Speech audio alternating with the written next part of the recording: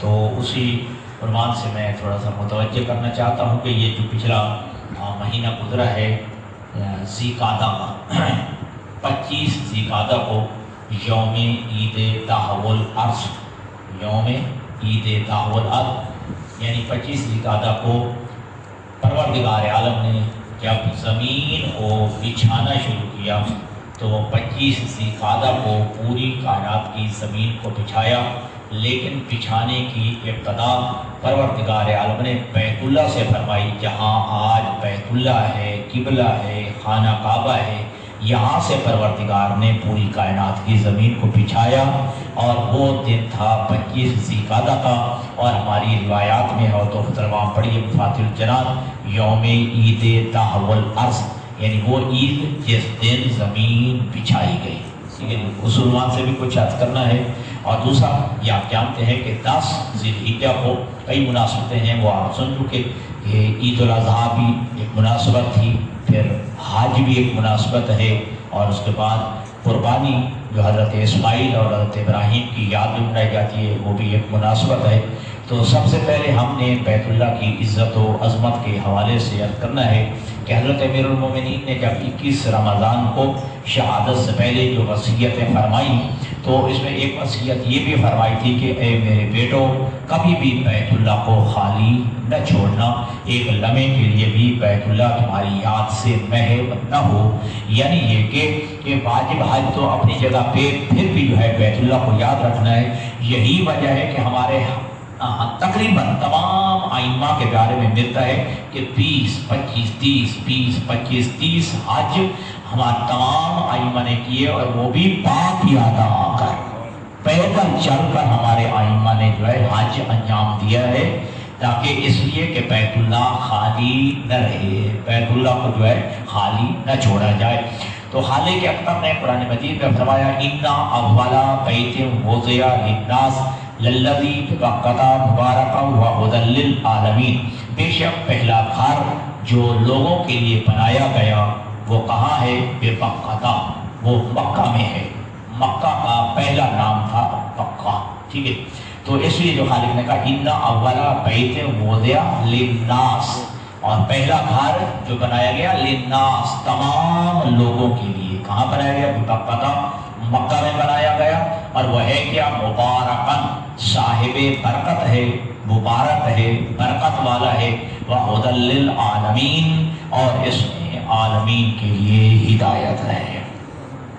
ترجمے کی سمجھ آ گئی ہے ماشاءاللہ کہ بے شک پہلا گھر کہ جو لوگوں کے لیے بنایا گیا مکہ میں، وہ ہے کیا؟ مبارکن، صاحب برکت بھی ہے، مبارک دے یہ وہ گھر ہے، اور وَهُدًى لِلْعَالَمِينَ، اور اس میں عالمین کے لیے ہدایت ہے، ٹھیک ہے؟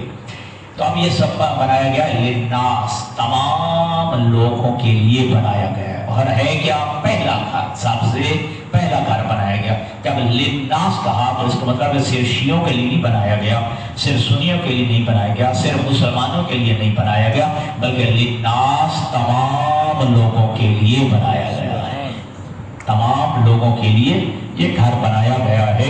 اور یہ لفظ عالمین قرآن مجید میں بہت سارے مقامات پہ استعمال ہوا، لیکن جو ہے 3 مقامات پر لفظ عالمین بہت زیادہ استعمال ہوا۔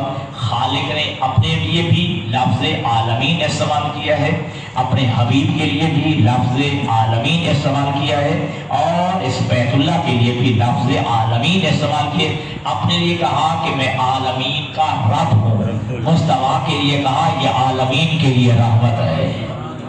اپنے لیے کیا کہا خالق نے کہ الحمدللہ رب العالمین، کہ عالمین کا رب میں اللہ ہوں، میں عالمین کا رب ہوں، اور میرا مصطفیٰ کیا ہے وَمَا أَرْسَلْنَاكَ إِلَّا رَحْمَةً لِلْعَالَمِينَ، اور میرا مصطفیٰ عالمین کے لیے رحمت ہے۔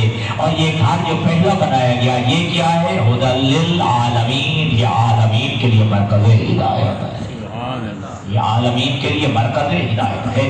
تو یہ للناس، لوگوں کے لیے بنایا گیا ہے۔ اب دیکھنا ہے یہ کب بنایا گیا ہے، اور یہ غلط فہمی جو ہے ہماری کتابوں میں بھی ہے، ہماری دینیات میں، ہماری اسلامیات میں، پھر جب جو ہے ذی الحجہ کا مہینہ آتا ہے تو آج کے موضوع پر جو ہے وہ آرٹیکل شے ہوتے ہیں، ایڈیشن شے ہوتا ہے، تو اس کے اوپر لکھا ہے حضرت ابراہیم و حضرت اسماعیل نے کعبہ بنایا، نا، یہ غلط فہمی ہے، کعبہ بنایا نہیں، بلکہ قرآن کیا کہتا ہے وَإِذْ يَرْفَعُ إِبْرَاهِيمُ الْقَوَاعِدَ مِنَ الْبَيْتِ وَإِسْمَاعِيلُ کہ جب حضرت ابراہیم و اسماعیل مل کر کعبہ کی موجود بنیادوں پر دیواروں کو اٹھا رہے تھے۔ ترجمہ قرآن مجید میں پڑھنا وَإِذْ يَرْفَعُ إِبْرَاهِيمُ الْقَوَاعِدَ مِنَ الْبَيْتِ وَإِسْمَاعِيلُ کہ حضرت ابراہیم و اسماعیل کی کعبہ کی موجود بنیادوں پر دیواروں کو اٹھا رہے تھے، بنا نہیں رہے تھے، بنا ہوا تھا، یہ پہلے موجود تھا۔ حضرت ابراہیم اس بنیادوں پر دیواروں کو اٹھا رہے تھے، اور جب بن گیا تو خالق نے کہا وَعَهِدْنَا إِلَىٰ إِبْرَاهِيمَ وَإِسْمَاعِيلَ أَن طَهِّرَ بَيْتِيَ لِلطَّائِفِينَ وَالْعَاكِفِينَ وَالرُّكَّعِ السُّجُودِ اب اللہ نے جو ہے حضرت ابراہیم اور اسماعیل سے یہ عہد لیا کہ تم دونوں نبیوں نے مل کر، تم دونوں معصوموں نے مل کر کیا کرنا ہے؟ أن طَهِّرَ بَيْتِيَ تم دونوں نے میرے گھر کو پاک رکھنا ہے، میرے گھر کو پاک رکھنا ہے، للطائفین طواف کرنے والوں کے لیے، والعاکفین اعتکاف کرنے والوں کے لیے، والرکع سجود رکوع کرنے والوں کے لیے، اور سجدہ کرنے والوں کے لیے، ٹھیک ہے جی، پاک رکھنا ہے، ٹھیک ہے جی۔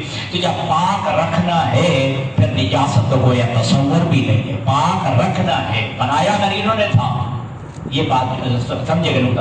اگر حضرت ابراہیم و اسماعیل نے بنایا تھا تو جب بنانے والے دو معصوم نبی تھے تو پھر نجاست کا تصور کہاں سے آ گیا؟ پھر نجاست کا شائبہ کہاں سے آ گیا؟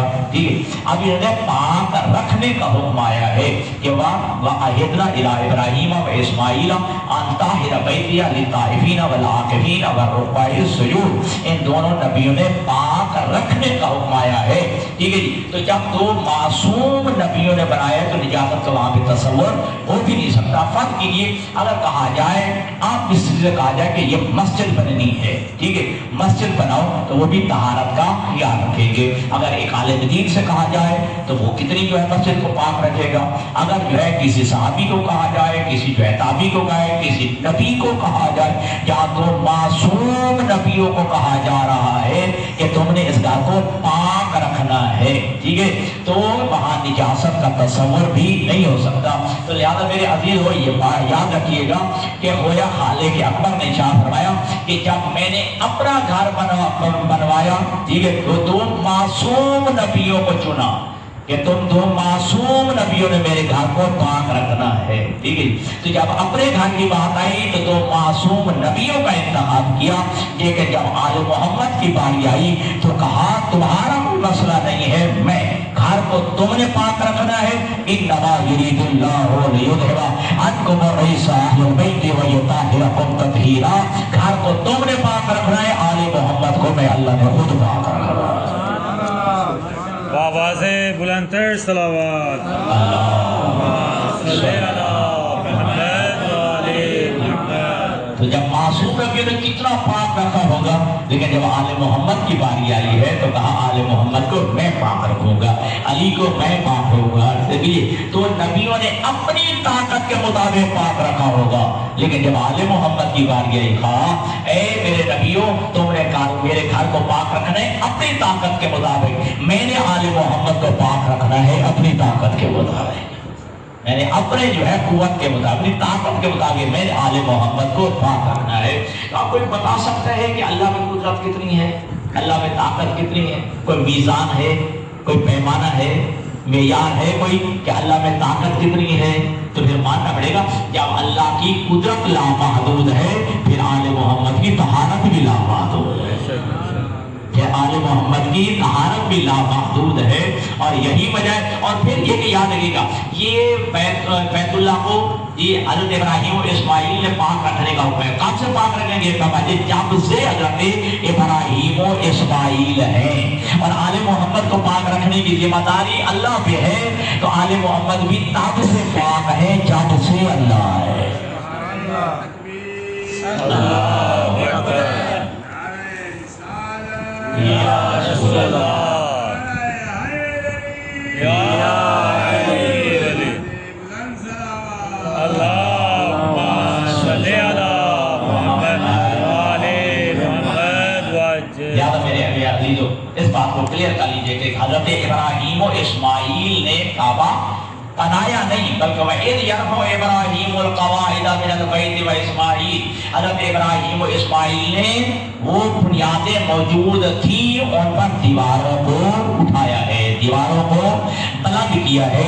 फिर ये कब से बैतुल्लाह है, कब से खाना काबा है, तो अब हमारे ही मिंबरों से जो है कुछ ज़ाकिरीन और खुतबा बयान करते हैं। जब हज़रत आदम अलैहिस्सलाम दुनिया में तशरीफ लाए तो अपने साथ एक खैमा लाए थे और खैमा नस्ब किया था ना, ये बात भी जो है गलत है, बल्कि रिवायत में यह है कि जब हज़रत आदम अलैहिस्सलाम दुनिया में तशरीफ लाए, पहले तो ये कि हज़रत इब्राहीम अलैहिस्सलाम के जब ढांचा बन गया तो अल्लाह जो रूह डाली थी वो नमाज मगरिबैन का वक्त था, और जब दुनिया में तशरीफ लाए उस वक्त जुमा का दिन था, नमाज ज़ुहरैन का वक्त था। जब आदम तशरीफ लाए तो फौरन जनाब आदम ने सजदा किया और 40 दिन तक सर सजदा में रख के हजरत आदम अलैहिस्सलाम गिरिया करते रहे। हजरत आदम अलैहिस्सलाम जो है वो रोते रहे। तो अब 40 दिन तक हजरत आदम का जो है सर सजदा में रख के गिरिया करना दलील है फिर पहले काबा था, अगर काबा नहीं था तो किसकी तरह रोक करके सजदा करते रहे। ठीक है, फिर ये जो है रिवायत भी तारा जो है हमारे यहाँ ये काबिल कबूल नहीं है, बल्कि रिवायत में है और नाज़िल बलागा में अमीर कायनात खुद में इरशाद फरमाते हैं और जिसकी शरह लिखी हजरत आयतुल्लाह हबीबुल्लाह खोई रहमतुल्लाह अलैह ने मिनहाजुल बराअ के नाम से, उसकी जिल्द नंबर 5 या अमीरुल मोमिनीन का खुतबा उसमें है कि हजरत आदम अलैहिस्सलाम के भी नुज़ूल से पहले, हजरत आदम के भी हुबूत और उतरने से पहले यहाँ पे काबा था, लेकिन इस शक्ल में नहीं था, बल्कि तुरे अबियद सफेद मोती की शक्ल में मौजूद था। तुरे अबियद यानी सफेद मोती की शक्ल में मौजूद था, और बेऐन ही ये जो बैतुल्ला है ये किस सिमत पे था और किस रोड पे था, और यही जो है ना यहाँ तुरे अबियद की शक्ल में ये बैतुल्ला था, और ये बिल्कुल इसके सीध में ऊपर जो है बैतुल मामूर जो फरिश्तों का किबला है, बैतुल मामूर के जो है जी बराबर में जो है ये बैतुल्लाह है, ऊपर जो है बैतुल मामूर है जो फरिश्तों का किबला है, और यहाँ से एक नूर की शुआ जो है वो उठ रही थी, और दुनिया को बताया जा रहा था जब घर का इजाबात मत है तो घर में आने वाला कितना क्या मकाम होगा, आने वाले का क्या मकाम होगा। तो यही वजह है कि दोस्तों जब हजरत आदम अलैहिस्सलाम दुनिया में तशरीफ लाए तो यहाँ ये जो ना ये तुरे अबियद सफेद मोती की शक्ल में यहाँ बैतुल्लाह किबला काबा मौजूद था। उसके बाद ये कि जब तुरे अबियद ये उठा लिया गया और आसमान से खैमा उतरा, और हजरत आदम अलैहिस्सलाम ने खैमा भी वो क्या था, चौकोर था, चौकोर, ठीक है, दूसरी तरह नहीं, चौकोर जो है यहाँ पे वो खैमा लगाया गया। हजरत इस नूह अलैहिस्सलाम के ज़माने तक ये बैतुल्लाह जो है ये खैमा की शक्ल में रहा। जब तूफान नूह आया तो रिवायत यही कहती है कि जब चारों तरफ से पानी आ गया तो पानी जो है वो खैमे के अंदर नहीं गया, खैमा की दीवारों के साथ ऐसे पानी जो है उठता चला गया, चारों अतराफ से पानी जो है दीवार की तरह खड़ा हो गया, और हजरत नूह अलैहिस्सलाम की कश्ती ने इस खैमा का जो बैतुल्लाह था तवाफ करना शुरू किया। पहला तवाफ, दूसरा तवाफ, छठा तवाफ, 7 तवाफ जो है ये कश्ती ने, और फिर जो है तूफान नूह थमा और कश्ती नूह वो कोहे जूदी पे जाके ठहरी, फिर जो है वो तूफान नूह थम गया। उसके बाद हजरत नूह अलैहिस्सलाम की औलाद जो है वो बढ़ी और पूरी कायनात में फैल गई, और हजरत नूह अलैहिस्सलाम की औलाद में अब जो है ना कुछ मोमिन और मुसलमान और मुवाहिद रहे और कुछ काफिर और मुशरिक बन गए। ठीक है, अब जो क्योंकि वो भी औलाद हजरत नूह के दिन जो काफिर मुशरिक थे और जो मोमिन और मुवाहिद थे वो भी हजरत नूह की औलाद, वो कहती थी कि ये हमारा भी इसके एक बल्कि हक है, और जो मोमिन और मुवाहिद थी औलाद थी वो भी कहती हमारा हक। जो मोमिन थे उन्होंने बैतुल्लाह में मुसल्ला रख दिया, जो काफिर मुशरिक थे उन्होंने बुत रख दिए, ठीक, उन्होंने बुत रख दिए। हजरत इब्राहीम अलैहिस्सलाम तक जो है ये सिलसिला चलता रहा। अब एक बार फिर आपको ले जाना चाहता हूँ कि हजरत आदम अलैहिस्सलाम की ज़ाहिरी उम्मत जो نبوت کی زندگی ہے سب کتنی ہے؟ وہ ہے 930 سال. ویسے پڑھی کتنی جاتی ہے جی؟ 2500 سال، 2500 سال. جو نبوت والی زندگی جو قرآن کہتا ہے وہ ہے 930 سال. 930 سال میں قبلہ حضرت آدم علیہ السلام نے 700 حج اور 300 عمرے بجا لائے ہیں. حضرت آدم علیہ السلام نے 700 حج اور 300 عمرے بجا رہے ہیں، اور وہ بھی سرزمین شام سے پیدل چل کر آئے ہیں. سرزمین شام سے پیدل چل کر. اور آپ کو پتا ہے کہ حضرت آدم علیہ السلام جب وہ اتارے گئے وہ کس پہاڑ پہ؟ کوہ صفا پہ. ٹھیک ہے، کیونکہ حضرت کا لقب تھا صفی اللہ. ٹھیک ہے، جس پہاڑ پہ اتارے گئے وہ کوہ صفا بن گئے. اور جناب نوح جس پہاڑی پہ اتاری گئے، حضرت حوا جس پہاڑی پہ اتاری گئی، ٹھیک ہے جی، وہ پہاڑی کون سی تھی؟ مروا. امراتن سے، امراتن مانی اور، ٹھیک ہے، وہ بن گیا. تو یہ روایت میں یہی یہ ملتا ہے کہ 930 سال ظاہری نبوت والی زندگی جس میں 700 حج کیے اور 300 عمرے بجا لائے، اور وہ بھی سرزمین شام سے پیدل چل کر آپ نے طواف بھی کیا، حج بھی کیا. تو یہی بتانا چاہتا ہوں اگر جناب آدم سے پہلے یہ کعبہ نہیں تھا، طواف کس کا کر رہے تھے؟ یہ طواف کس کا کر رہے تھے؟ حج کس کا بجا رہے تھے؟ روایت میں کہ جب پہلا حج قبلہ حضرت آدم علیہ السلام کیا تو حضرت آدم علیہ السلام کے ذہن میں آیا، دائیں بائیں دیکھا کہ میں اکیلا حج کر رہا ہوں. ذہن میں آیا کائنات کا میں پہلا شخص ہوں. ذہن میں تکبر تو نہ کہوں، لیکن ایک ذہن میں آیا، ایک فضیلہ ذہن میں آیا، کائنات میں پہلا فرد ہوں کہ جس نے بیت اللہ کا طواف بھی کیا ہے اور بیت اللہ کا حج بھی کیا ہے. قبلہ فرشتے نازل ہوئے 70,000 فرشتے. انہوں نے آ کے کہا آدم اس بات پہ فخر نہ کرنا، ہم تیری تخلیق سے 2000 سال نورانی سال پہلے ہم 70,000 فرشتے اس بیت اللہ کا حج کا اور طواف کر چکے ہیں. 70,000 جی کتنا پہلے؟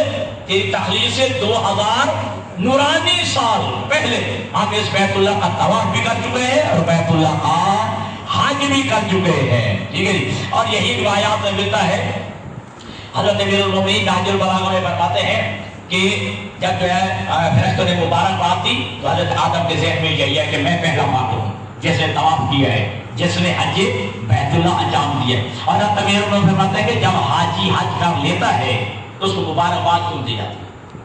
جب حاجی حج کر لیتا ہے مبارکباد کیوں دیتے؟ علی فرماتے ہیں اس لیے کیونکہ حاجی کے قدم کی بلا، علی فرماتے ہیں نہج البلاغہ میں، حاجی کے قدم اس جگہ پہ لگتے ہیں جہاں انبیاء کے قدم لگ چکے ہیں، جہاں انبیاء کے قدم لگ چکے ہیں. ٹھیک ہے، وہاں اس کے قدم لگتے ہیں. اس لیے حاجی کو مبارکباد یہ کہ تو صاحب برکت ہے، تجھے مبارک ہو، تیرے قدم بھی وہاں لگے ہیں جہاں انبیاء کے قدم لگ چکے ہیں.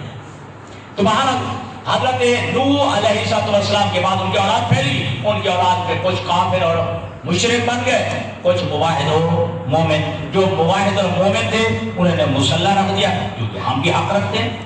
ٹھیک ہے. اور حضرت کی اولاد میں جو مشرک اور کافر تھے انہوں نے وہاں پہ بت رکھ دیے. اور یہ سلسلہ پہنچ گیا کہاں تک؟ حضرت ابراہیم علیہ السلام تک. ٹھیک ہے. اب کیا زمانے کے تغیر و تبدل سے کعبہ کی دیواریں گر گئی لیکن بنیادیں موجود تھی، بنیادیں موجود تھی. اب کہا وَإِذْ يَرْفَعُ إِبْرَاهِيمُ الْقَوَاعِدَ مِنَ الْبَيْتِ وَإِسْمَاعِيلُ. کہ حضرت ابراہیم و اسماعیل جو ہے وہ کعبہ کی موجود بنیادوں پر دیواروں کو اٹھا رہے تھے اور پڑھ رہے ربنا جی تقبل منا انکا انت السمیع العلیم. تو بہرحال حضرت ابراہیم و اسماعیل نے جب کعبہ، اب روایت کہتے ہیں کہ حضرت ابراہیم علیہ السلام نے بڑھاپے میں آ کر یہ کعبہ بنایا. جب تک حضرت اسماعیل جوان نہیں ہو گئے، باپ کے ساتھ مل کے کعبہ بنانے کے قابل نہیں ہو گئے، گارا اٹھا کے دینے کے قابل نہیں ہو گئے، پتھر اٹھا کے دینے کے قابل نہیں ہو گئے. کیوں؟ اس لیے کہ حضرت ابراہیم علیہ السلام اگر جو ہے وہ خود اکیلے بنا لیتے تو حضرت ابراہیم کی اولاد چلی حضرت اسماعیل اور حضرت اسحاق سے، تو کل حضرت اسحاق کی اولاد بھی کہتی کہ ہمارا بھی بیت اللہ پہ حق ہے، اور حضرت اسماعیل کی اولاد بھی کہتی کہ ہمارا بھی بیت اللہ پہ حق ہے. لہذا اللہ نے جو ہے حضرت اسحاق کو شامل نہیں کیا بلکہ حضرت اسماعیل کو شامل کیا، تاکہ کل کو جو ہے حضرت اسحاق کی اولاد جو ہے حق کی ملکیت ظاہر نہ کرے. ورنہ حضرت ابراہیم جی بڑھاپے میں بھی جو ہے کیوں انتظار کیا گیا، حالانکہ یہ کام جوانی کا تھا، جوانی میں مزدوری کی جاتی ہے، بیماری کا کام جو ہے جوانی میں کیا جاتا ہے، لیکن حضرت اسماعیل کا اس لیے انتظار کیا کہ تاکہ صرف جو ہے کعبہ پر حق ملکیت اولاد اسماعیل کا رہے، اولاد اسحاق کا نہ رہے. اب میرا جملہ سنجیے گا کہ 40 سال تک اللہ نے ہمارے نبی کو کیوں انتظار کرایا کہ 40 سال تک اعلان نبوت نہیں کرنا، جب تک علی اس قابل نہیں ہو گیا. جب تک علی اس قابل نہیں ہوا، کل کو کوئی جو ہے نبی کے حق کے وزارت پہ یہ دعویٰ نہ کر سکے. اگر جو ہے علی کو جو ہے اس قابل ہو گیا، نبی نے دعوت العشیرہ میں یہ کہا ایوکم یوادرونی علی ان یکون اخی و وصی من بعدی و حیاتی، کہ اس کار رسالت میں کون ہے میرا مددگار، جو بھی مدد کرے گا وہ میری زندگی میں بھی میرے بعد بھی میرا وزیر بھی ہوگا، میرا مشیر بھی ہوگا، میرا خلیفہ بھی ہوگا، میرا جانشین بھی ہوگا. سبحان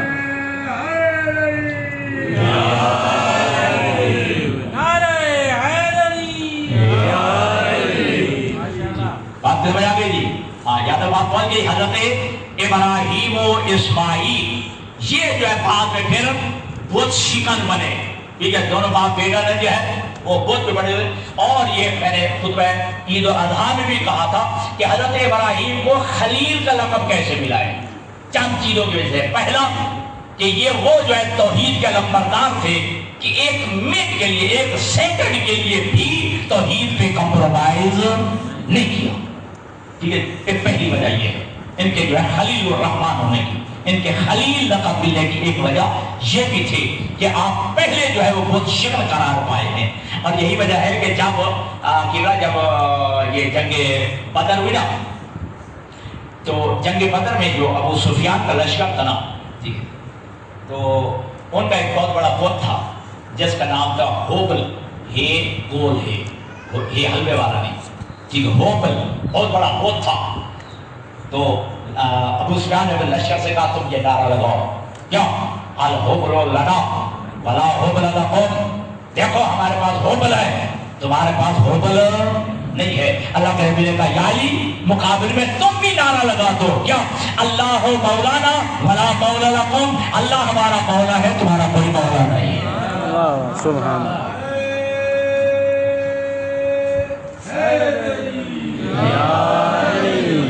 اللہ ہمارا مولا ہے، تمہارا کوئی مولا نہیں ہے. اب جب 8 ہجری کو، وہ میں بعد میں بتاتا ہوں، 8 ہجری کو جب فتح مکہ ہوا ہے، ٹھیک، اللہ کے نبی 10,000 کا لشکر لے کے جب آپ پہنچے تھے، ٹھیک، وہ آپ کو ساری تفصیل کا پتہ ہے. ٹھیک، ابو سفیان نے باقی جو ہے کفار مشرک نے سرنڈر کیا تھا. ٹھیک، تو اللہ کے حبیب نے جو کعبہ میں بت پڑے تھے، جہاں تک اللہ کے نبی کا ہاتھ جاتا تھا، اللہ کے نبی خود ان بتوں کو توڑنے لگے. ٹھیک ہے، لاٹھی کے ساتھ، ہاتھ کے ساتھ بتوں کو توڑ. یہ ہوبل جو ان کا سب سے بڑا ہوتا، یہ چھت کے اوپر نصب تھا. وہاں تک اللہ کے نبی کا قدر ہی پہنچ کر علی ابن ابی طالب سے کہا تم میرے کندھوں پہ سوار ہو جاؤ.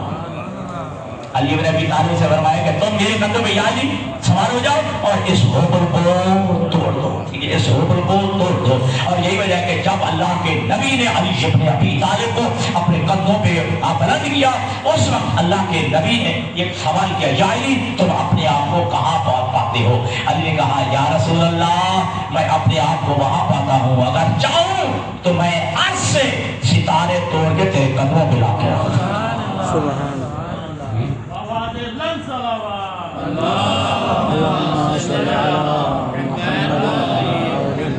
جی میں جو ہے آج سے ستارے توڑ کے یا رسول اللہ تیرے قدموں میں لاتے، میں اتنا اپنے آپ کو وہاں پہ بلند پاتا ہوں. ٹھیک ہے، اور بتا رہے لوگ اہل سنت نے ایک جملہ عالم دین نے جملہ کہا ہے، وہ کہتے ہیں کہ اللہ کے نبی نے کہا، ٹھیک ہے، خوش آمدی خوش آمدی مرحبا بکم یا علی شما کار حق بھی کنی و من بار حق بھی کشم. اے علی تجھے مبارک ہو، میں نے حق اٹھایا ہوا ہے، تو حق کا کام انجام دے رہا ہے. میں نے حق اٹھایا ہوا ہے اور تو نے حق کو میں نے حق کو اٹھایا ہوا ہے، تو کار حق انجام دے رہا ہے. مہاراج حکم کو علی ابن ابی طالب نے توڑ دیا. ٹھیک ہے جی، ہاں بالکل چکا چور کر دیا. جب جو ہے یہ لشکر اسلام واپس مدینہ آیا، ایک بہت بڑے صحابی علی کی خدمت میں آئے اور نے کہا یا علی بہت ساری سعادتیں ہیں، کاش اس میں سے ایک سعادت یہ بھی مجھے مل جاتی تو میرے لیے دنیا و ما فیہا سے بہتر ہوتا. کیا؟ کاش فتح مکہ والے دن یہ حبل توڑنے والی سعادت مجھے مل جاتی، یہ بت توڑنے والی سعادت مجھے ملتی. جو علی نے جواب دیا ہے کمال کا جواب. علی فرماتے ہیں کہ سن، جو ساری زندگی بت پوجتا رہا ہو وہ کبھی بت شکر ہو نہیں سکتا. سبحان اللہ.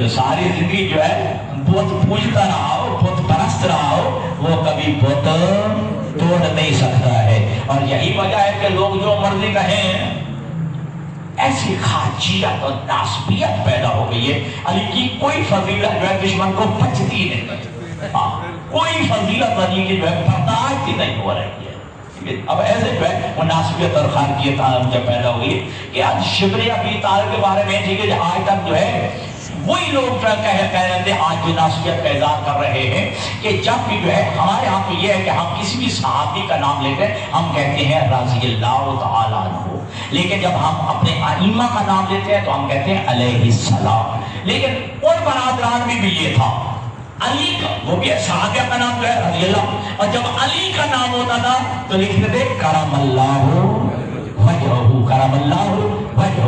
یعنی کیا مطلب؟ اللہ تعالیٰ نے علی کی پیشانی کو، علی کے چہرے کو یہ شرف بخشا ہے، علی کی یہ پیشانی، علی کا چہرہ کسی بت کے سامنے نہیں ہوا، کسی بت کے سامنے نہیں جھکا ہے. اور آج بھی چلو یہ مشاہدے کی بات ہے نا کہ آپ کے چھوٹے چھوٹے بچے آئے ہوئے نا، ٹھیک ہے جی، یہ نماز پڑھنے آئے ہوئے نا، کس لیے آئے ہوئے؟ ان کے باپ آیا ہوا ہے، ان کا دادا آیا ہوا ہے. ٹھیک ہے، یہی وجہ ہے کہ جب جو ہے دادے کو نماز پڑھتے ہوئے دیکھتے ہیں تو 3-4 سال کا بچہ بھی دوڑ کے مصلی پہ آ جاتا ہے. ٹھیک ہے جی، اگر جو ہے باپ نماز پڑھے گا تو بیٹا بھی نماز پڑھے گا، ناراض نہیں ہونا.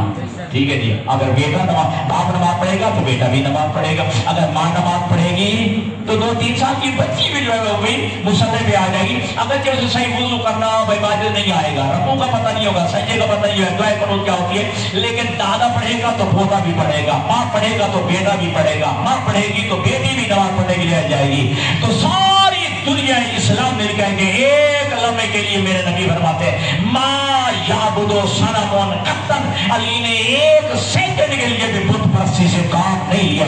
جب کرم اللہ وجہہ کہ علی کو کہ چہرے پر اللہ نے یہ شرف بخشا ہے، علی کی یہ پیشانی ایک لمحے کے لیے بت کے سامنے نہیں جھکی ہے، تو پھر ماننا پڑے گا کہ ہمیشہ پوتا دادے کو دیکھتا ہے، بیٹا باپ کو دیکھتا ہے. تو علی کا بت پرستی نہ کرنا دلیل ہے ابو طالب کے گھر میں بتوں کو سجدہ کرنے کا رواج نہیں تھا. جی، ابو طالب کے گھر میں بتوں کو سجدہ کرنے کا رواج نہیں تھا. میرا مولوی کی طرف چلا گیا ہے. چلو ایک ہی بات سن لیجیے کہ دیکھیے اس وقت 3 کیٹیگریاں تھی. جب نیاز بھائی یعنی جب خوشبو آئے مجھے بتا دینا، میں وہیں پہ چھوڑ دوں. او 3 کیٹیگریاں تھی اس زمانے میں: بت تراش، بت فروش، بت پرست. سمجھ آ گئی؟ کاش کی وہ مجمع کوئی اور ہوتا ہمارے بلنگوں والا. ٹھیک ہے، 3 کیٹیگریاں: بت تراش، بت فروش، بت پرست. کوئی تھے جو صرف بت بناتے تھے پھر بیچتے بھی تھے، بت پرست بھی ہوتی تھی. 3 کیٹیگریاں. اور علی ابن ابی طالب اور ابو طالب کے خاندان کو دیکھ کے پتہ چلتا ہے کہ اس معاشرے میں جہاں شرک تھا، کفر تھا، بت پرستی تھی، بت فروشی تھی اور بت تراشی ہو رہی تھی، اور علی ابن ابی طالب کا بت پرستی نہ کرنا، یہ علماء کہتے ہیں کہ گویا یہ تربیت ابو طالب کا کمال ہے، یہ تربیت ابو طالب کا کمال ہے. بس میرے علی رانے کا. تو لہذا 8 ہجری کو فتح مکہ ہوا، ٹھیک ہے، کوئی حضرت ابراہیم کی اولاد کے بعد، ٹھیک ہے، حضرت ابراہیم کی اولاد میں کافر و مشرک، ٹھیک ہے، حضرت ابراہیم کی اولاد میں مومن و موحد، جو مومن و موحد تھے، جو میں نے کہنا سمجھنا آپ نے، جو مومن موحد تھے آل ابراہیم پہ میں انہی پہ درود ہے۔ چل میں نے جلدی میں کہا ہے یاد رکھو، حضرت ابراہیم کی اولاد میں یعنی آل ابراہیم، ٹھیک ہے، اللہم صلی اللہ، بھئی تیاب میں تو ہے نا، اللہم صلی اللہ محمد وعلا آل محمد کما صلیت علی ابراہیم وعلا آل ابراہیم، میں تیاب پڑھ رہا ہوں، ٹھیک ہے جی۔ تو اب یہ آل ابراہیم کون ہے؟ ٹھیک ہے جی، اگر آل ابراہیم کون ہے، اولاد ابراہیم کون ہے؟ اگر کہا جائے کہ یہی آل ابراہیم ہے، پاک پیغمبر، ان کے چچا، ان کے دادا، ابو علی، علی کے والد جناب عبد المناف، جناب حاصل، اب یہ نہیں ہے تو کوئی اور بتاؤ۔ اگر یہی ہے، اگر پھر کافر و مشرک ہے تو پھر اللہ کافر و مشرک پہ درود کا حکم دے رہا ہے۔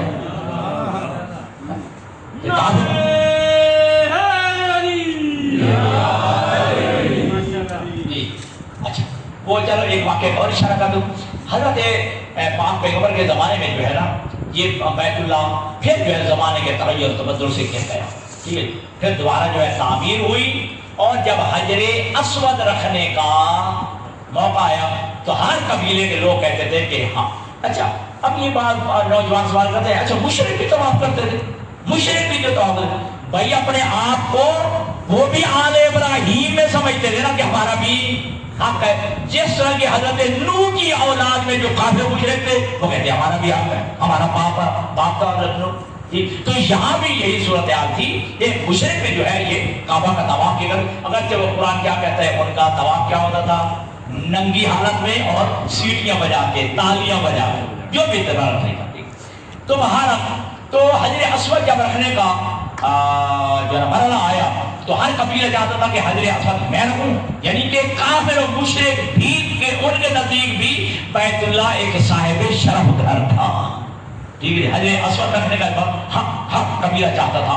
اللہ کے نبی نے بہنے کہ خون ریزی کا خطرہ ہو گیا، اللہ کے نبی نے ارشاد فرمایا فیصلہ میں کر دوں قبول، ہاں اے آمنہ کا لال، ٹھیک ہے جی، کیوں تو امین بھی ہے، صادق بھی ہے، تیرا کردار اتنا عظیم ہے، تیرا کردار اتنا عظیم ہے، جو فیصلہ کر دے ہمیں قبول ہوگا۔ اللہ کے نبی نے کہا کہ ایک چادر بچھاؤ، چادر بچھائی گئی، اس میں حجر اسود رکھا گیا، سارے قبیلے کے لوگ جو ہے وہ چادر کو اٹھائیں، سب نے چادر اٹھائی، اللہ کے نبی نے حجر اسود اٹھا کے اس جگہ پہ رکھ دیا جہاں حجر اسود ہے، ٹھیک ہے جی۔ اس طرح جو ہے ریزی کو اللہ کے نبی نے جو ہے وہ، اب یہ بیت اللہ وہ جہاں پہ ثابت ہو گیا نا کہ بیت اللہ جو ہے وہ حضرت آدم علیہ السلام کے بھی نزول سے پہلے موجود تھا، ٹھیک ہے، پھر حضرت ابراہیم کا زمانہ آ گیا، پھر پاک پیغمبر کا زمانہ آ گیا، پاک پیغمبر نے پھر سن 8 ہجری میں جو ہے بتوں کو یہاں سے نکالا۔ لیکن یہ روایت میں ملتا ہے کہ حضرت اچھا بیت اللہ میں کب تک بت پڑے تھے، بھائی نہیں بولو، فتح مکہ تک سن 8 ہجری تک، تو اس سے پہلے اللہ کے نبی جو بیت المقدس کی طرف، یہ اب یہ بھی جو ہے تاریخ میں لمبی ہو جائے گی کہ پاک پیغمبر کو حکم ہوا تھا سیقول الصفاء من الصف، جی وہ پورا جو ہے کہ اے میرا حبیب میرا جو ہے تیرا جو ہے آسمان کی طرف رخ کر کے دیکھنا، مجھے جو ہے میں دیکھ رہا ہوں، فَلَنُوَلِّيَنَّكَ قِبْلَةً تَرْضَاهَا، ہم ان قریب جو ہے وہ قبلہ بنا دیں گے جو راضی ہو جائے گا۔ یہ خواہش تھی مصطفیٰ کی کہ بیت اللہ جو ہے قبلہ ہے، یہ قبلہ ہونا چاہیے، پہلے بیت المقدس کی طرف رخ کر کے نماز دے، لیکن روایت میں ہے قبلہ کہ فرق کیجیے بیت المقدس تھا اس رخ میں، ٹھیک، بیت اللہ یہاں، حکم کیا تھا ادھر رخ کر کے نماز دے۔ اللہ کے نبی ہمیشہ اس نقر میں نماز پڑھتے تھے، اس کو بیت اللہ کو سامنے رکھ کے رخ جو ہے بیت المقدس کی طرف منہ کر کے نماز پڑھتے تھے، لیکن ہمیشہ جو ہے ہمیں کبھی جو ہے نا اللہ کے نبی نے وہاں کو کھڑے ہو کے نماز نہیں پڑھی، یہاں کھڑے ہو کے نماز نہیں پڑھی، کہ بیت اللہ کو سامنے رکھتے تھے۔ چل گیا آواز بلند ہے صلوات،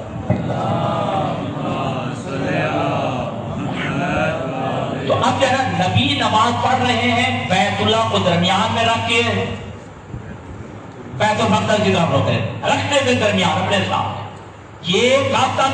جب تک کہ بیت اللہ کی طرف منہ کر کے نماز پڑھنے کا حکم نہیں آیا۔ اور یہ بھی فضیلت کر دوں، یہ بھی فضیلت جو ہے صرف علی کو نصیب ہوئی ہے یا پیغمبر کو نصیب ہے جو مصلی الی القبلتین ہے، جو دو قبلوں کی طرف رخ کر کے نماز پڑھنے والے ہیں، یا نبی نے پڑھی ہے دونوں قبلوں کی طرف رخ کر کے یا پھر علی نے پڑھی ہے۔ حالت نماز میں قبلہ حکم آ گیا کہ میرا نبی اپنا رخ بیت المقدس سے بیت اللہ کی طرف جو ہے موڑ لو۔ نبی دو رکعتیں اللہ کے نبی نے بیت المقدس کی طرف پڑھی، این دو رکعتیں جب اختتام ہو رہا تھا تو اللہ کے نبی میں وہی آئی، اب دو رکعتیں جو ہے وہ پڑھیں بیت اللہ کی طرف۔ اب میرے نبی نے رخ پھیر لیا۔ صلوات پڑھ لیجیے محمد والے محمد پر۔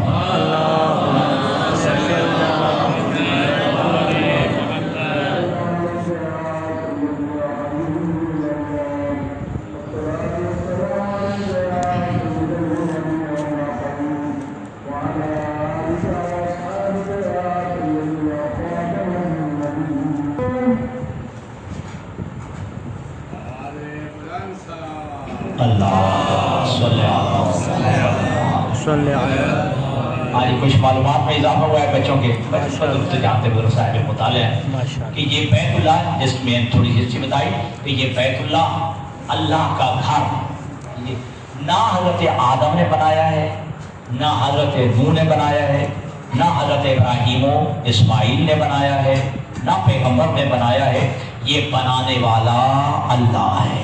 اس گھر کا بنانے والا اللہ ہے، اور حضرت آدم علیہ السلام سے پہلے موجود تھا، اگرچہ وہ اس شکل میں نہیں تھا، اگرچہ وہ دور ابیض سفید موتی کی شکل میں تھا، پھر جو ہے سفید موتی جو ہے وہ اٹھا لیا گیا، پھر خیمے کی شکل میں رہا، پھر بعد میں جو ہے وہ اس شکل میں آیا۔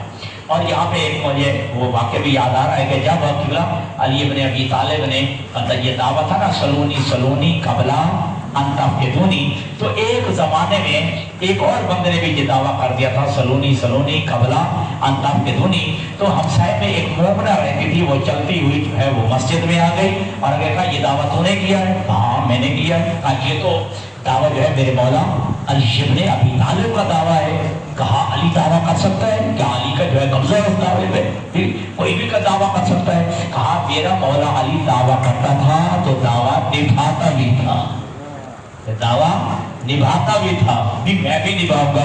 تو پھر کہا پھر اچھا یہی بات ہے تو پھر حضرت اتنا بتائیے کیا حضرت آدم نے حج کیا تھا؟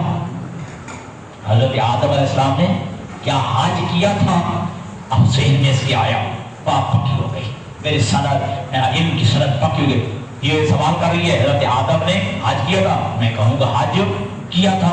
اب کون دلیل مانگے، کہاں سے دلیل ملے، ٹھیک ہے جی، کیسے جو ہے یہ دلیل پتہ چلے گا کہ کون ثبوت دے؟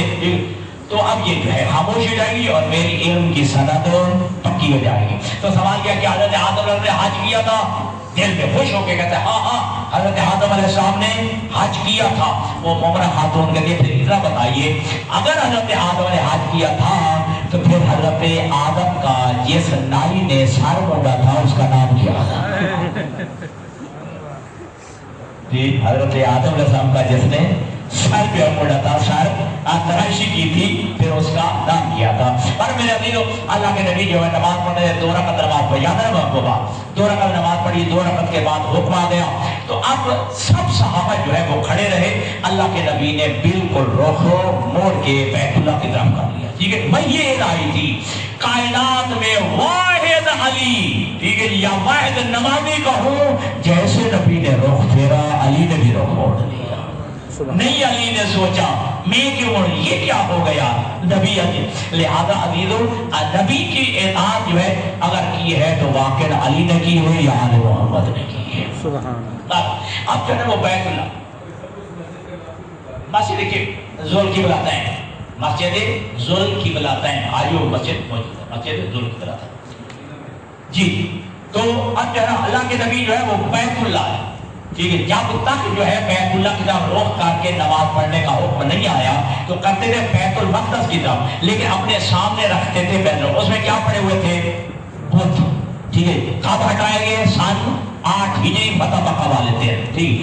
تو اب میں کہنا چاہتا ہوں، یہی پہ بات ختم کر دوں گا کہ دیکھیے بیت اللہ میں بت پڑے ہوئے ہیں، اگر بیت اللہ میں بتوں کی وجہ سے اگر کعبہ کی حرمت میں کوئی فرق پڑتا ہے، ٹھیک ہے جی، تو پھر نبی کبھی جو ہے بیت اللہ کو اپنے سامنے نہ رکھتے۔ تو اس کا مطلب یہ ہے کہ بتوں کی موجودگی سے کعبہ کی عزت میں فرق نہیں پڑتا ہے، بتوں کی موجودگی سے کعبہ کی حرمت میں کوئی فرق نہیں پڑتا ہے، کعبہ کی عزت اور عظمت میں جو کوئی فرق نہیں پڑتا ہے۔ بتوں کی موجودگی سے بھی جو ہے بیت اللہ میں نقص پیدا نہیں ہوتا۔ جب بیت اللہ کی موجودگی میں بت پڑے ہونے کی وجہ سے کعبہ کی عزت میں کمی نہیں ہوتی، اگر ایک بخار میں اس گھر میں بت بھی پڑے ہو، علی آ جائے تو عظمت و فرق کیسے آ جاتا ہے؟ آج کہتے ہیں نا ناظرین، اگر علی آ گیا ہے، ٹھیک ہے، کعبہ میں تو بت پڑے ہوئے تھے، جب بتوں کی وجہ سے کعبہ کی عزت اور عظمت میں کمی نہیں ہوتی تو پھر علی کی عزت میں بھی کمی نہیں آتی۔ تمہارا یہ آل ابراہیم یہ وارث کعبہ تھے، ٹھیک ہے، انہی کے پاس جو ہے وہ یہ کلید بردار کعبہ بھی تھے، اور یہی جو ہے نا حاجیوں کو پانی بھی پلایا کرتے تھے۔ حضرت عبد المطلب تو انہوں نے 5 کام ایسے جاری کیے کہ شریعت مقدسہ نے اس کو برقرار رکھا ہے۔ اگر خدا نہ خواستہ وہ کافر تھے حضرت عبد المطلب حضور کے دادا، تو پھر شریعت مقدسہ نے وہ 5 کام جو ہے وہ جاری سارے کے پھر جب وقت یاد ہو جائے گا۔ یہ آل محمد کا گھرانہ ہے جو بیت اللہ کی محافظ بھی ہیں، بیت اللہ کی عزت اور عظمت کے دیگر بعد سب کچھ قربان کر دیا، بیت اللہ کی عزت محفوظ رہے۔ حسین ابن علی، یہی تھا جب محمد حنفیہ نے کہا تھا، عبداللہ ابن جعفر طیار نے بھی کہا، تو حسین نے یہی کہا، اے بھیا عبداللہ ابن جعفر طیار، اے بھیا محمد حنفیہ، میں نہیں چاہتا میری وجہ سے کعبہ کی حرمت پامال ہو۔ یزید نے کچھ لوگ حاجیوں کی شکل میں بھیجے ہیں، انہوں نے احرام کے اندر جو ہے وہ تلواریں چھپائی ہوئی ہیں، میں نہیں چاہتا کہ میرا خون بہے اور کعبہ کی حرمت پامال ہو جائے۔ تو آل محمد کے گھرانے میں چاہے وہ بچے ہوں یا بڑے ہوں، قربانی دے کر کعبہ کی عزت بھی بچائی ہے، دین اسلام بھی بچایا ہے، اور قرآن کی عظمت کو بھی بچایا ہے۔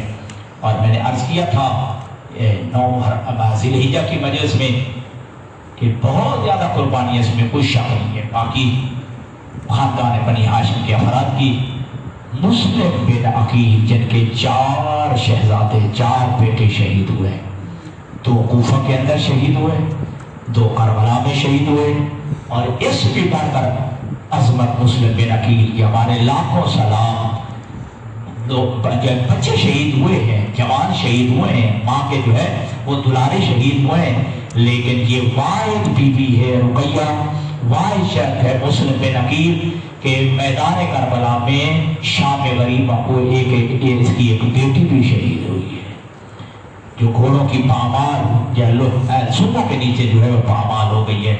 2 روایت بھی ہیں، ایک روایت ہے کہ 11 محرم کو یا شام غریبہ کو حضرت مسلم بن عقیل کے 2 شہزادے محمد و ابراہیم گرفتار ہوئے،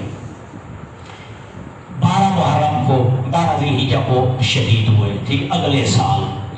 ایک روایت یہ ہے، ایک روایت ہے کہ نہیں، اپنے والد کے ساتھ مسلم بن عقیل کے ساتھ یہ 2 شہزادے آئے، 9 ذی الحجہ کو باپ شہید ہو گیا، 12 ذی الحجہ کو ہی یہ دونوں شہزادے شہید ہو گئے، یا سال برابر قید میں رہے۔ دونوں روایتیں ملتی ہیں جی، وہ دروغہ، ٹھیک ہے جی، دروغے کو عالم خواب میں رہا کر دیا، اس نے چھوڑ دیا، تعارف کرایا، دونوں شہزادوں نے آپس میں مشورہ کیا کہ بھیا کب تک جو ہے قید خانے میں رہے، آج تعارف تو کرا دے۔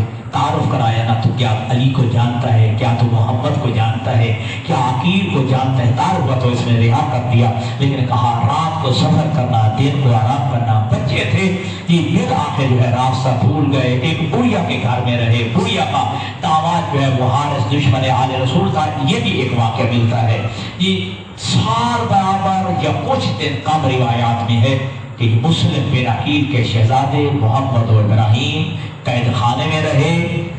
ظلم یہ ہے کہ یہ مسلم بن عقیل کے شہزادے माँ से पहले बिछड़ गए, बाप भी कूफा में शहीद हुआ।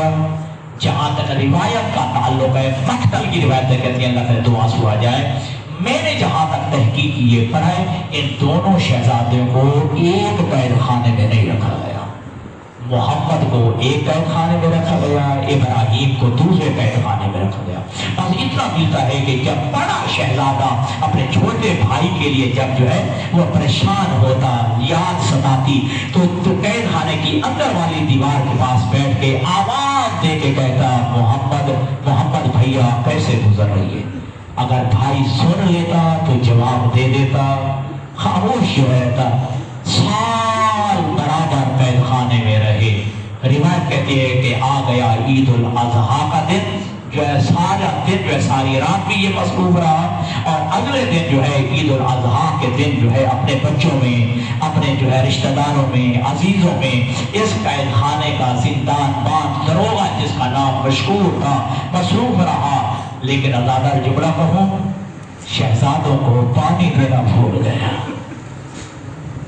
अकील के जो है पोतों को, जनाबे अकील के पोतों को, अली के नवासों को, रुकैया के शहजादों को, मुस्लिम के यतीमों को खाना देना भूल गया। मैं एक जुमले का और इजाफा कर दूं, मैं अपने जुमला का जिम्मेदार हूँ। रिवायत के साल बराबर जब कुछ काम है ना, इस पूरे साल में शहजादे दिन को रोजा रखते थे, रात को एक खुश्क रोटी जौ की मिलती थी, या एक कूजा पानी का प्याल मिलता था, जो 24 घंटे ये शहजादे गुजारा करते। बस रोने वालों अज़ादारों, जब ये सारा दिन ईद में मसरूफ रहा, शहजादों को खाना और पानी देना किबला भूल गए ना, अगली रात को जो है किया जाए, 10 ज़िलहिज्जा का गुजरा, अगली रात जो है अपने बिस्तर पे सोया, इसकी बीवी भी सोई। इसकी बीवी ने आलम ख्वाब में एक बीवी को देखा, एक मस्तूर को देखा जिसने स्याह भूखा पहना हुआ है। आवाज दे के कहते, कनीज़े खुदा, कनीज़े खुदा, अपने शवों से पूछ मेरे यतीमों का जुर्म क्या है। अपने शवों से पूछ मेरे यतीमों का जुर्म क्या है, जो भूख और प्यास से तड़प रहे हैं। रिवायत कहती है कि इसकी बीवी उठी और वहीं पे जो है जगह के शवों को कहती है कि ए मशकूर, क्या तेरे जिंदान में कोई बच्चे भी कहती है। कहते हाँ, कैद खाने में जो है साल हो गया है, 2 बच्चे कैदी हैं। क्या कूफा के रहने वाले हैं? कहते नहीं, कूफा के रहने वाले हैं नहीं है। कहाँ के रहने वाले हैं? कहते ये तो मुझे भी पता नहीं कहाँ के रहने वाले हैं। जब कूफा के नहीं है, फिर ये कहता है कि कहाँ का, मुझे पता नहीं है। फिर तुझे कैसे पता चला ये कूफा के रहने वाले नहीं है? ये रोक के कहते अगर ये शहजादे अगर ये कूफा के रहते होते तो कभी इनका बाप मिलने आता, कभी जो है बच्चों को माँ मिलने आती, कभी भाई मिलने आता, कभी बहनें मिलने आती, कभी रिश्तेदार वाली लोग। पूरा साल हो गए बेचारे रोते रहते हैं, कोई इनका मुलाकात ही नहीं आया, कोई इनका मिलने वाला नहीं है। उसकी बीवी कहती है फिर जब मुश्किल मशकूर जल्दी कर, मुझे आलम ख्वाब में एक बीवी ने कहा है, फिर ये आम बच्चे नहीं है, मैं खाना भी देती हूँ, मैं पानी देती हूँ, जा खाना पानी भी दे उन्हें और उनका हसब व नसब भी पूछ। रोने वालों अदा करो, अल्लाह आपकी औलादों को सलामत रखे, अल्लाह आपके बच्चों को सलामत रखे, अल्लाह आपके बेटों को सलामत रखे, अल्लाह आपकी छोरियों को आबाद रखे, अल्लाह जो है अपने आपके जो बच्चों को अल्लाह जो है यतीमी से जो है महफूज रखे। रोने वालों अदा करो, ये मशकूर जिंदान मान दरोगा जो है ये खाना और पानी लेके आए। बड़े शहजादे कैसे कहे खाना खुला है, जिंदान खुला है, अंदर पानी रखा है, जैसे पानी और खाना रखा है। शहजादा उठाए, दोनों हाथ बांध के कहते शायद आज हमें खाना न दे, मुझे पानी न दे, एक मेहरबानी कर, पूरा साल हो गया मैंने कोई सवाल नहीं किया। हाँ शहजादे क्या कहना चाहते हो? कहा मेरे भी कैद खाने का दरवाजा खोल, मुझे बाहर आने की इजाजत दे, मेरे छोटे भाई के कैद खाने का भी दरवाजा खोल। कहा तूने आज तक सवाल नहीं किया, आज क्यों सवाल कर रहा है? कहा है मशकूर, सारा दिन हो गया है, मैं भाई को आवाजें दे रहा हूँ, मैं भाई को आवाजें दे रहा हूँ, भाई जो जवाब नहीं दे रहा। अल्लाह जाने जिंदा है या मर गया है, अल्लाह जाने जिंदा है या मर गया है।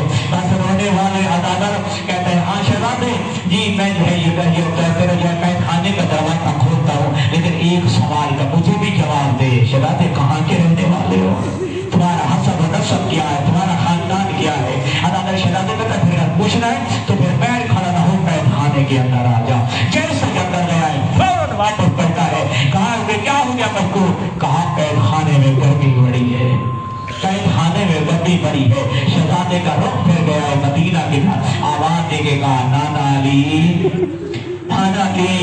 अम्मा रुकैया अब जो है कैद खाने की जो है गर्मी जो है वो जिंदान बान को भी जो है बर्दाश्त नहीं है रही। अब जो है साल बराबर जो है कैद खाने में गुजार चुके हैं। असर होने वालों अदादारों रिवायत यही कहती है कि कैद खाने का जमाना बोला है और छोटे शहजादे का कैद खाना खोला। जो बेहोश पड़ा हुआ था, बेहोश पड़ा हुआ था, उसे उठाया और उस जिंदान में ले आया जहां पड़ा है। दोनों को सामने ये बिठा दिया है और दोनों को जो है बिठा के अपना सर झुका के हाथ बांध के दो जानों बैठ के हाथ बांध के कहता है शहजादों मैं एक सवाल करता हूँ, बताओ तुम कौन हो, तुम्हारा किस खानदान से ताल्लुक है। कहा हम बताते हैं, पहले ये बताओ आतारिफ मोहम्मद, क्या तुम मोहम्मद को जानता है। कदमों पे गिर के कहता है कि मैं क्यों नहीं जानता, मैं मुसलमान हूँ, मोहम्मद मेरा नबी है, मैं उसका कलमा गो हूँ, मैं उम्मती हूँ।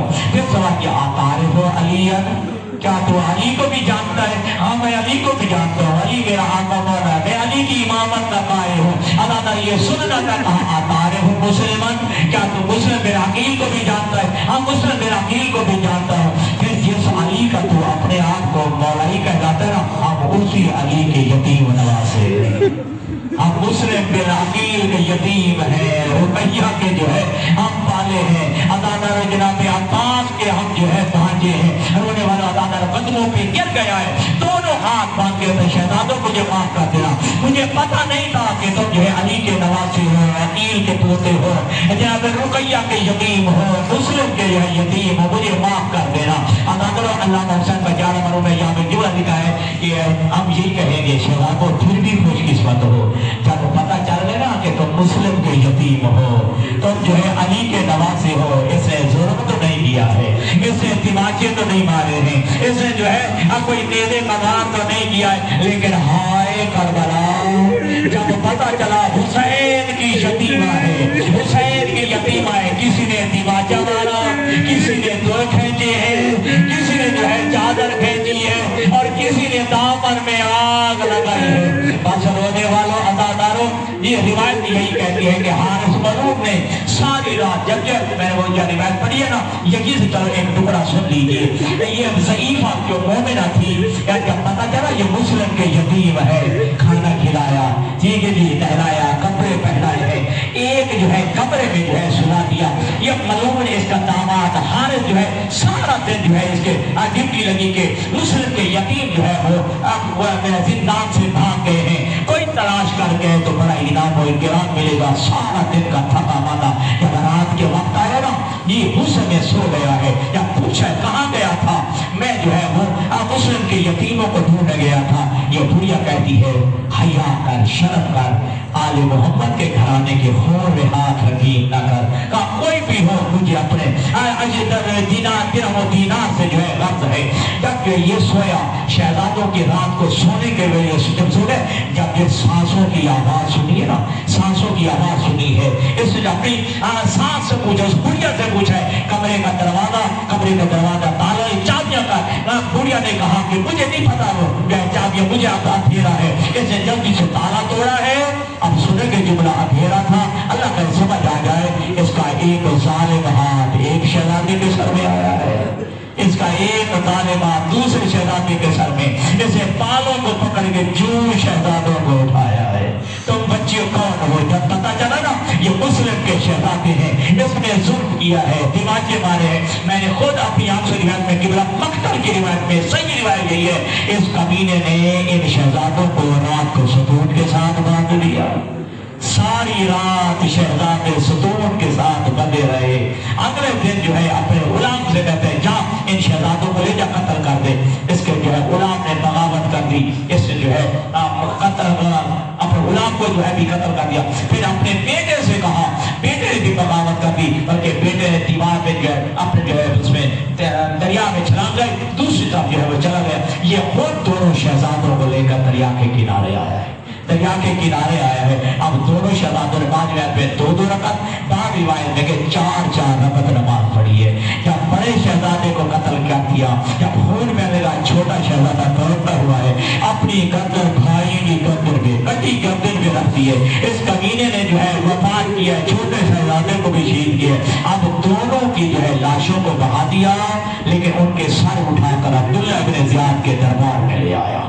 روایت کہتی ہے کہ جب کہا کہ یہ دو شہزادے ہیں جو تیرے جو ہے زندان سے بھاگ گئے تھے، جی اس نے حکم دیا کوئی ہے تو ان شہزادوں کے سروں کو دھو کر لائے۔ دربار میں ایک مومن بیٹھا ہوا تھا، اس مومن نے کہا کہ میں دھو کے لاتا ہوں۔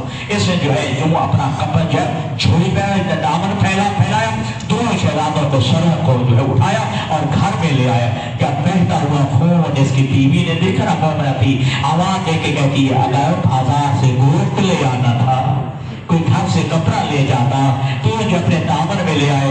اس کا جو شوہر کہتا ہے قدید خدا یہ عام خون نہیں ہے، زہرا کے شہزادے، یہ زہرا کے نواسے ہے، ہاں یہ مسلم کے یتیموں کا سر ہے، میں دھونے کے لیے لے جائے۔ بس رونے والوں ادا جب اس خاتون نے شہزادوں کے سروں کو دھونا شروع کیا ہے، جب جو ہے وہ اس بطر میں جا سر رکھے ہوئے تھے، جب خون بھر گیا نا، ایک جملہ کہا اللہ موسم میں جانا ہے، جملہ اصحاب الجمیل میں لکھا ہے کہ اس کی شہزادی یا خاتون کا رخ پھر گیا مدینہ کی طرف، آواز دے کے کہا زہرا رسول کی بیٹی مجھ پہ ناراض نہ ہونا، آج تیرے شہزادوں کے خون میں میرے ہاتھ بھی رنگین ہے، لیکن میں تیری خوشنودی کے لیے شہزادوں کے سر دھو رہی ہوں۔ بس اس نے سروں کو دھویا، سروں میں کنگا کیا ہے، جی جو ہے سرما لگایا ہے اور ماتم کر کے رونا شروع کیا ہے۔ بس اس نے دوبارہ سر اٹھائے ہیں، تاشت میں رکھ کے لے کے آیا ہے دربار عبداللہ بن زیاد میں، لیکن روایت کہتی ہے کہ یہ عبداللہ بن زیاد کہتا ہے اور حارث میں ملعون ایک امینہ، جب میں نے پہلے شہزادوں کو دیکھا تھا کہ نورانی چہرے، چمکتے ہوئے نورانی چہرے تھے، اب ان کے رخساروں پہ رخسار نیلے کیوں ہیں، ان کے رخسار جو ہے وہ سیاہ کیوں ہیں۔ جانا صاحب لکھتے ہیں میرا دل کہتا ہے یقیناً شہزادوں کے سروں سے آواز آئی ہوگی کہ اس کمینے ظالم ساری رات ہمیں تماچے مارتا رہا۔ اللہ الظالمین وسيعلم الذين ظلموا أي منقلب ينقلبون۔